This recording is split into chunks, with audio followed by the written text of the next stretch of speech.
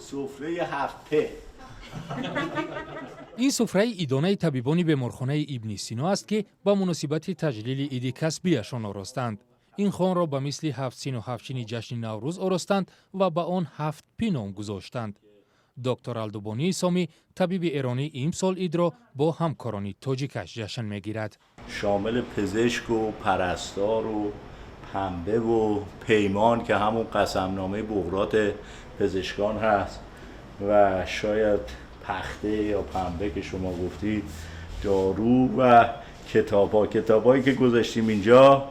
4 رشته اصلی پزشکی شامل طب داخلی، جراحی، کودکان و زنان.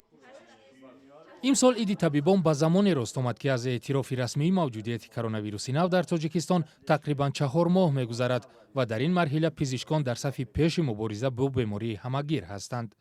طبیبان تاجیک گفتند در شرایط پاندمی کرونا ویروس این نوبت عید خود را در روحیه دیگر جشن گرفتند.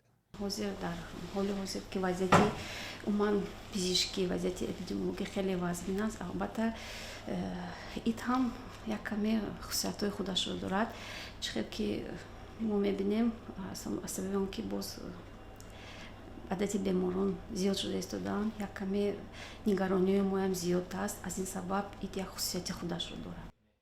هرچند انتقادها از کار طبیبان هست، ولی در چند ماه اخیر از طبیبان تاجیک به عنوان فرشته‌های نجات از خودگذشته‌ها و پیشمرگ‌های مبارزه با کووید 19 ستایش می‌شود.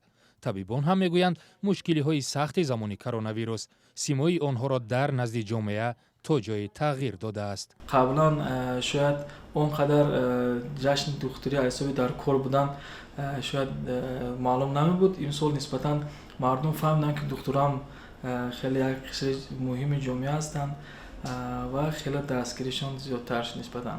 بسیار و مردم شناختن که بدون دکترای تاجیک هم نمیشه دست کار کردن.